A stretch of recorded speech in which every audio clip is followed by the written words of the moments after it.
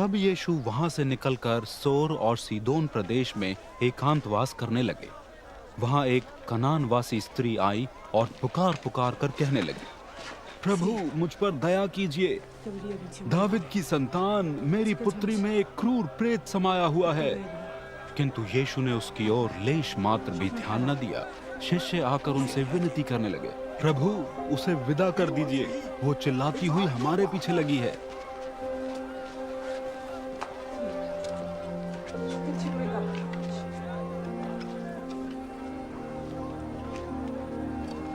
यीशु ने उससे कहा, मुझे मात्र इज़राइल वंश के लिए, जिसकी स्थिति खोई हुई भेड़ों के समान है, संसार में भेजा गया है। किंतु उस स्त्री ने यीशु के पास आज झुकते हुए उनसे विनती की, प्रभु मेरी सहायता कीजिए।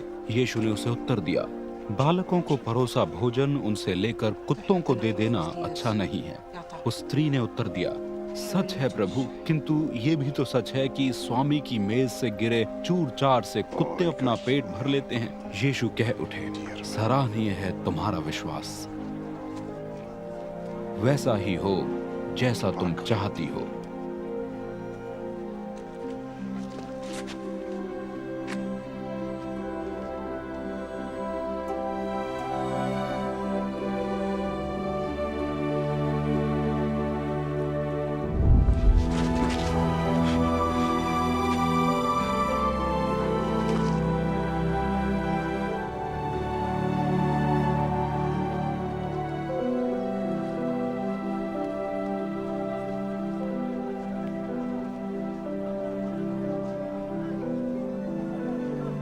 उसी क्षण उसकी पुत्री स्वस्थ हो गई।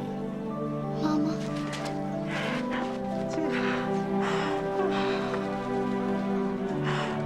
वहां से यीशु गलील झील के तट से होते हुए पर्वत पर चले गए और वहां बैठ गए। एक बड़ी भीड़ उनके पास आ गई, जिनमें लंगड़े, अपंग, अंधे, गूंगे और अन्य रोगी थे। लोगों ने इन्हें यीशु के चरणों में लिटा दिया और यीशु ने उन्हें स्वस्थ कर दिया। गूंगों को बोलते, अपंगों को स्वस्थ होते, लंगड़ों को चलते तथा अंधों को देखते देख भीड़ चकित हो इज़राइल के परमेश्वर का गुणगान करने लगी। यीशु ने अपने शिष्यों को अपने पास बुलाकर कहा, मुझे इन लोगों से सहानुभूति है, क्योंकि ये मेरे साथ 3 दिन से हैं और इनके पास अब खाने को कुछ नहीं है। मैं इन्हें भूखा ही विदा करना नहीं चाहता, कहीं ये मार्ग में ही मूर्छित ना हो जाए। शिष्यों ने कहा, इस निर्जन स्थान में इस बड़ी भीड़ की तृप्ति के लिए भोजन का प्रबंध कैसे होगा? यीशु ने उनसे प्रश्न किया, क्या है तुम्हारे पास? 7 रोटियां और कुछ मछलियां, उन्होंने उत्तर दिया। यीशु ने भीड़ को भूमि पर बैठ जाने का निर्देश दिया और स्वयं उन्होंने 7 रोटियां और मछलियां लेकर उनके लिए परमेश्वर के प्रति आभार प्रकट करने के बाद उन्हें तोड़ा और शिष्यों को देते गए तथा शिष्य भीड़ को।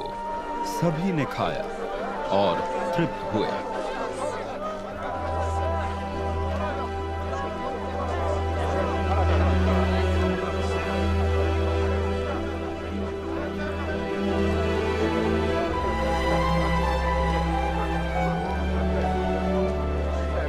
और रोटी के शेष टुकड़ों से 7 बड़े टोकरे भर गए।